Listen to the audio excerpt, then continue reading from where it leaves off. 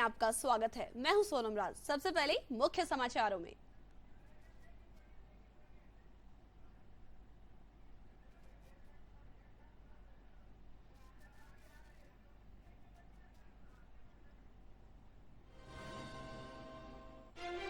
प्रधानमंत्री नरेंद्र मोदी ने बिहार को दी फिर बड़ी सौगात। 48,000 करोड़ रुपए से अधिक की योजनाओं का किया उद्घाटन और शिलान्यास।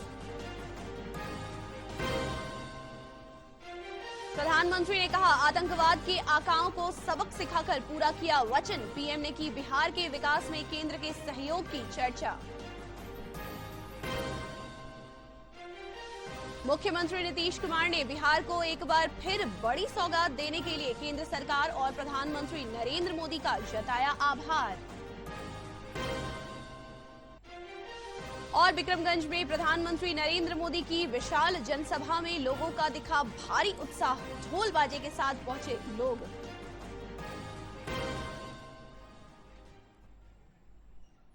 और अब समाचार विस्तार से। प्रधानमंत्री नरेंद्र मोदी ने एक बार फिर बिहार को बड़ी सौगात दी है। 2 दिवसीय बिहार दौरे के दूसरे दिन आज रोहतास के विक्रमगंज से प्रधानमंत्री नरेंद्र मोदी ने 48,000 करोड़ रुपए से अधिक की विभिन्न विकास योजनाओं का उद्घाटन और शिलान्यास किया। इस अवसर पर एक विशाल जनसभा को संबोधित करते हुए प्रधानमंत्री नरेंद्र मोदी ने सेना के पराक्रम को याद किया और कहा कि पहलगाम आतंकी हमले के बाद बिहार की धरती से ही हमने देश को वचन दिया था। उन्होंने कहा कि आज आतंक के आकाओं को सबक सिखाकर अपना वचन पूरा करने के बाद बिहार की धरती पर आया हूं।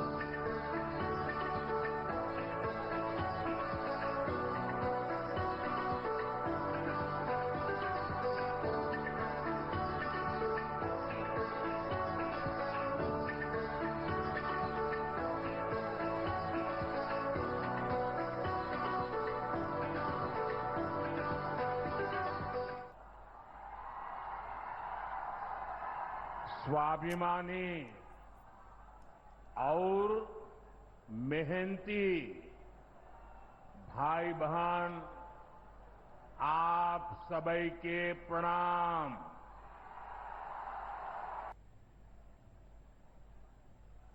आंख में आंख मिलाकर हमने कह दिया था, आतंक के आकाओं के ठिकानों को मिट्टी में मिला दिया जाएगा।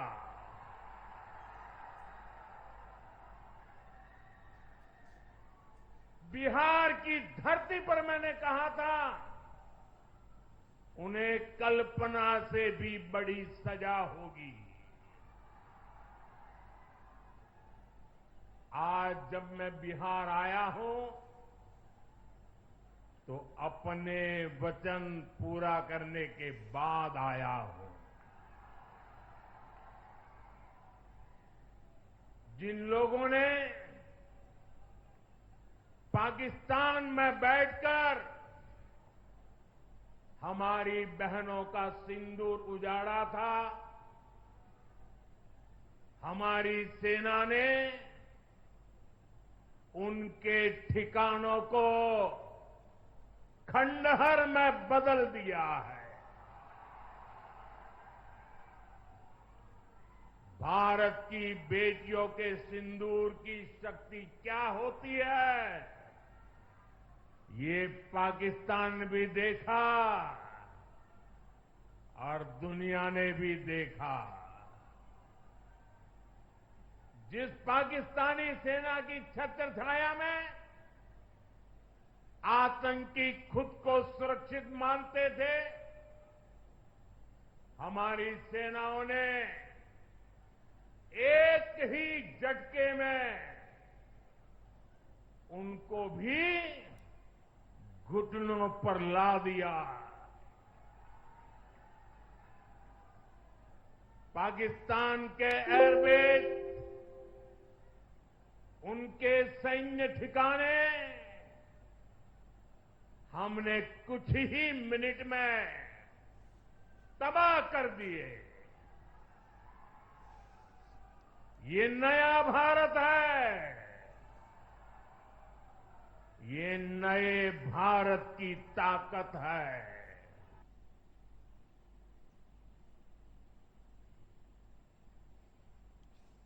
प्रधानमंत्री नरेंद्र मोदी ने बिहार के विकास की चर्चा करते हुए कहा कि बिहार का विकास हमारी प्राथमिकता रही है। उन्होंने कहा कि पहले बिहार की अनदेखी की गई, लेकिन आज केंद्र सरकार के सहयोग से बिहार का सभी क्षेत्रों में सर्वांगीण विकास हो रहा है।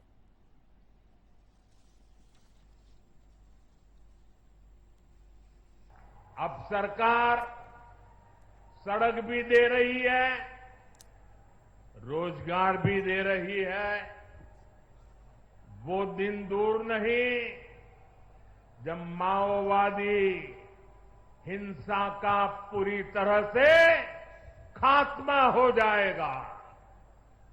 शांति, सुरक्षा, शिक्षा और विकास गांव-गांव तक बिना रुकावट के पहुंचेंगे।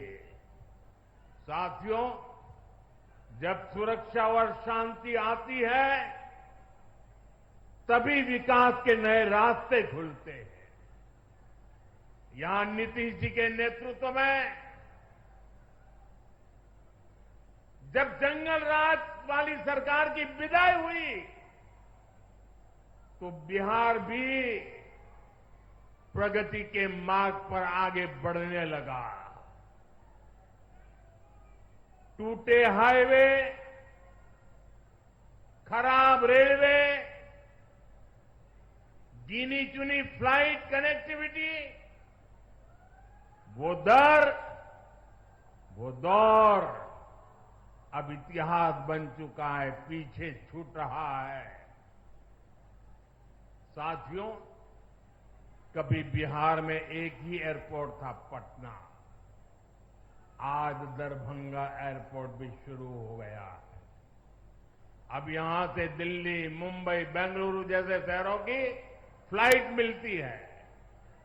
बिहार के लोगों की लंबे समय से मांग थी कि पटना एयरपोर्ट के टर्मिनल को आधुनिक बनाया जाए। अब ये मांग भी पूरी हो गई है। जनसभा को संबोधित करते हुए मुख्यमंत्री नीतीश कुमार ने बिहार को एक बार फिर बड़ी सौगात देने के लिए केंद्र सरकार और प्रधानमंत्री नरेंद्र मोदी का आभार व्यक्त किया। श्री कुमार ने जातिगत जनगणना कराने के केंद्र सरकार के फैसले के लिए भी प्रधानमंत्री का आभार व्यक्त किया। उन्होंने कहा कि बिहार की जनता प्रधानमंत्री के इस स्नेह को कभी नहीं भूलेगी। जी, माननीय उप मुख्यमंत्री, बिहार का दिल से आभार व्यक्त करती हूँ इस अवसर पर सभी का स्वागत करने के लिए। और अब आदरणीय प्रधानमंत्री श्री नरेंद्र मोदी जी द्वारा जो काम होने वाला है, 2 सड़क परियोजनाओं का उद्घाटन और 3 रेल परियोजनाओं का लोकार्पण तथा 4 योजनाओं जिनमें बिजली उत्पादन, पथों और पुलों के निर्माण शामिल हैं, उनका शिलान्यास किया जा रहा है। यह सब की कुल लागत 48,500 करोड़ रुपए से भी अधिक है। इन योजनाओं के निर्माण से बिहार को काफी फायदा होगा। मैं इसके लिए उनका नमन करता हूं, अभिनंदन करता हूं कि आज जो काम करने वाले हैं उससे, इस योजना के निर्माण से बिहार को काफी फायदा होगा।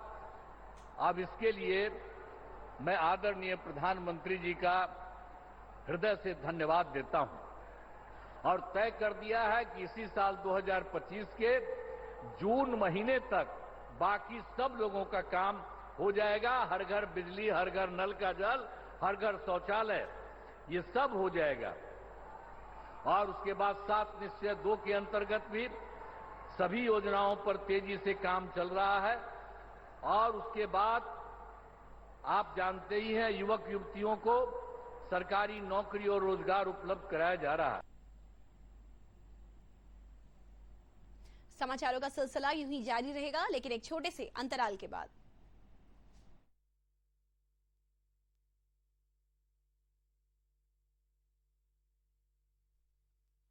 प्रणाम चाची। प्रणाम सेठ जी।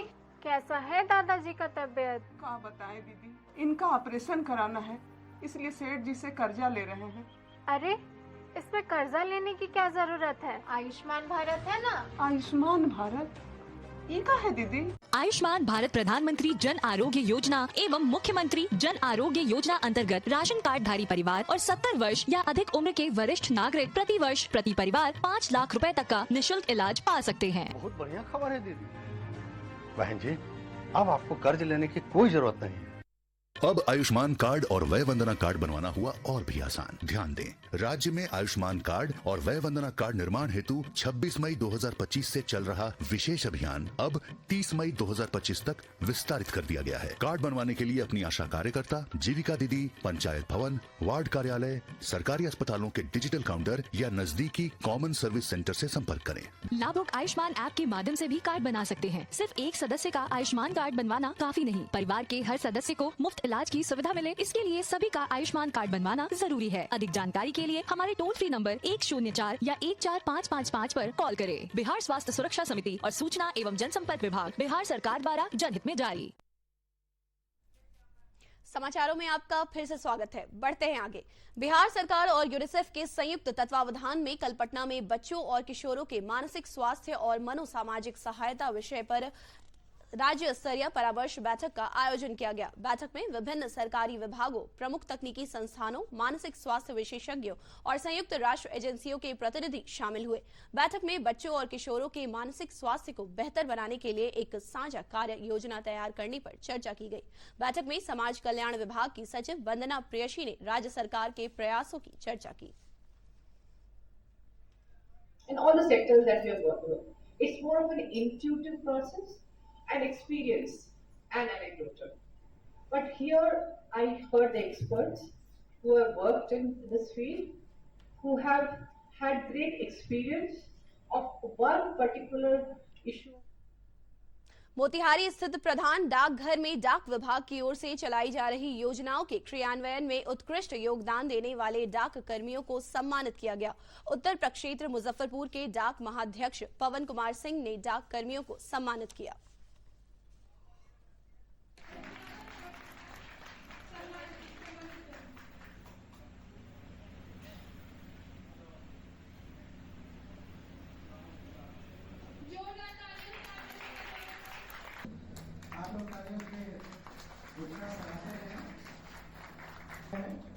सर इधर देखिएगा एक बार।